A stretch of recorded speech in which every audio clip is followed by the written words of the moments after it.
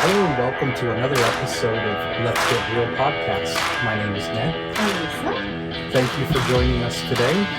We've been really appreciative of all the messages that have landed in our inbox and your comments and feedback about this show. It's been amazing. It's been really amazing. This is week number 10. So I can't believe that's gone by so fast already. I know, 10 weeks. We're a tenth of the way there. We had intended on 100 episodes. Yeah, no, I think we're going to hit it if we're a tenth of the way. It's just getting more and more fun, especially with the feedback. So who knows, maybe it'll turn into something after that. Yeah, you never know. So today's topic is coming out of the spiritual closet. Now, did somebody request this? Or? No, this is a topic that I really wanted to speak about since we started the podcast, because when I look back at when I first started getting into spirituality, I remember feeling so timid and shy about it. And it was the same experience when I first started writing my book, and I was pouring out these innermost thoughts and feelings that I never really shared in public. So coming out of the spiritual closet for me was a really big deal, because I had years ago I had this persona that I was this or I was that, or was the tattoo guy, whatever that meant. It's kind of the dude persona, right? But so when I started getting into spirituality, I was certainly questioned by my friend group. No, I don't know if you had that experience. Like, Not exactly.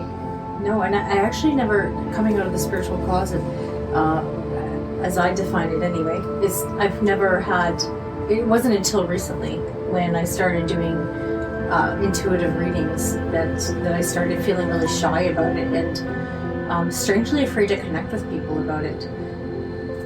Partially because they might challenge me on that and always ask me to do readings all the time or something like that. So.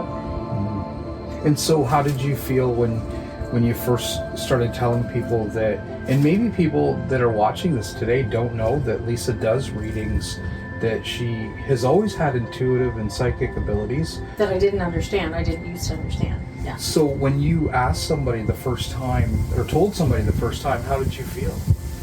Very vulnerable. And you know what, I have to say that sometimes we go back in the closet. So, and I was just speaking to someone today at an event we were at, and she asked me what my gifts were, and I noticed again I went kind of mousy on it. So when I'm feeling strong in it, I'll own it more, and then I'll go back in and I'll get shy again.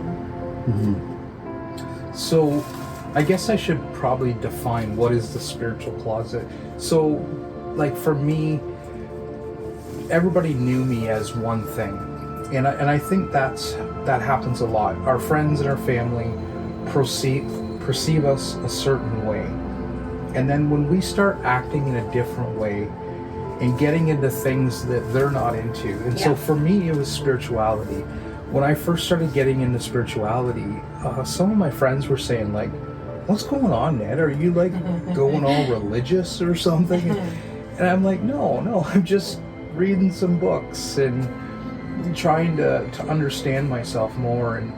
And now I come to see it as I was awakening. I was waking up, and I had this pull to start looking into what is the nature of my soul, what is my spirit.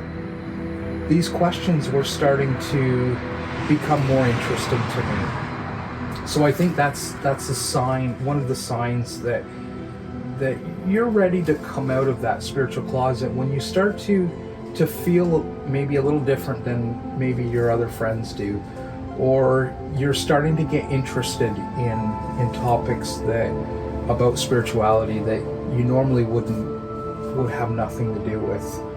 Or like in your case, like, what are the signs of coming out of the psychic closet?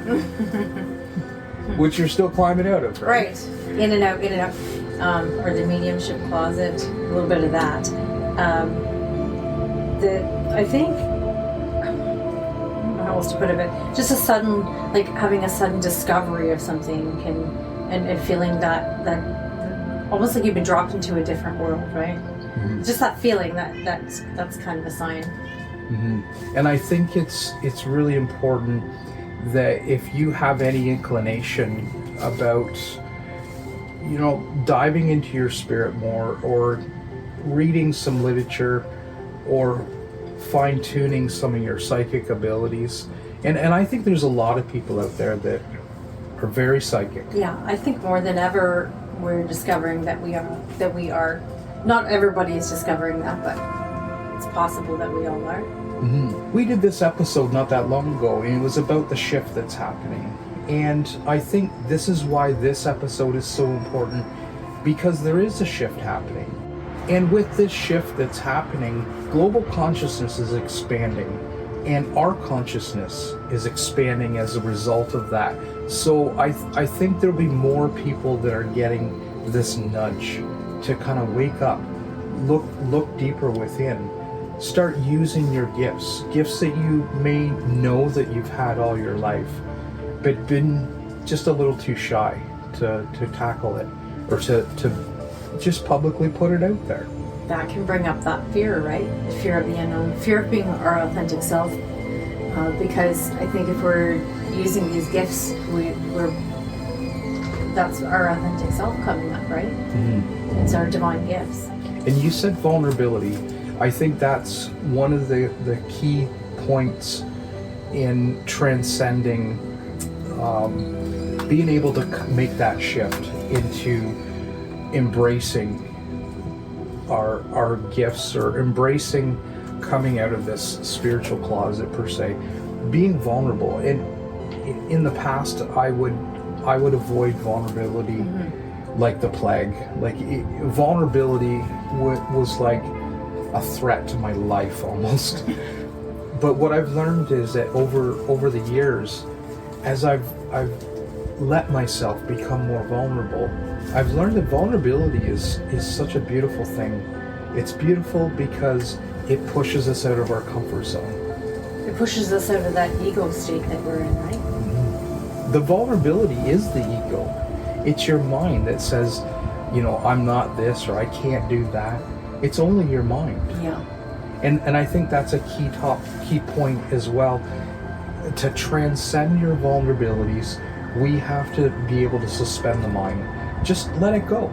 Let it go and try whatever you want to do anyways. I can feel my body relax even as you're saying that. Just let go. Just let go. So yeah, when you sort of break it down to that, where you know that it's just your mind that's having a struggle with this vulnerability that may come up in you, it makes it a lot easier to transcend that. And all we have to do to transcend the vulnerability of our mind is be willing to just set it down. Just set it down. Don't we need to be in that space anyway to receive spiritual guidance? Maybe not always, but it's certainly it makes it more clear, right? We can hear better. Yeah, when you're talking about intuitive and psychic abilities, like I've had intuitive abilities all my life. You're very intuitive. And I've used those abilities in my work as a tattoo artist, especially when I'm designing artwork for my clients. I never really know what's going to happen. A lot of times they don't really even know what they're asking. It's a feeling though. They know it when you provide that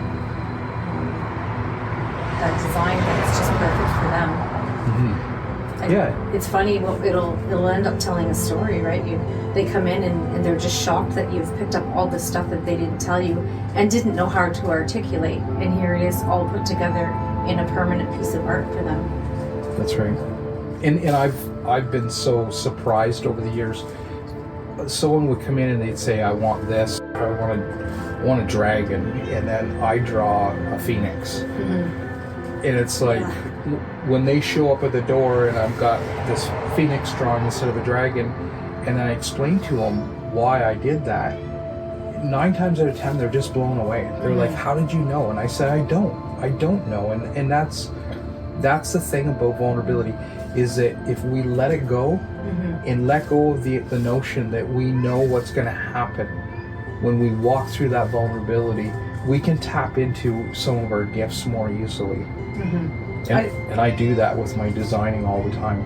I just wanted to be clear that it's okay to feel that vulnerability, even though we talk about transcending it. It's not something to run away from, right? No, it's something to lean into. Yeah. And I think that's the difference for me now, is that when I notice that I feel vulnerable, and I still feel vulnerable, but my vulnerability is just like, it's a sign, like, oh, I get to grow today.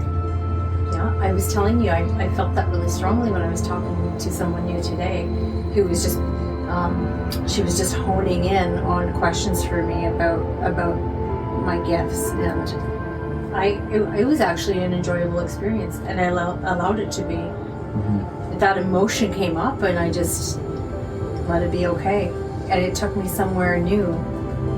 Yeah. Which possibilities open up then, right? That's right. Mm-hmm. So, in conclusion to this, if you have this inclination or a feeling that, you know, you're getting more drawn into spirituality, and it's starting to pique your interest, just allow it. Allow yourself to enjoy it. Don't worry about what others are going to think. That's what I was going to say. Yeah. And again, like when I started this talk, I was talking about when I wrote my first book. When I launched that first book, I was deathly afraid. You were. And what made me afraid was that I was worried about what other people were going to think about me. That's common. And I had to set that down in an effort to move forward in my purpose. So if you have this inclination that it's your time to wake up, or it's your time to share your gifts, it's okay to be vulnerable, but the next step is to, you know, feel that vulnerability and walk through it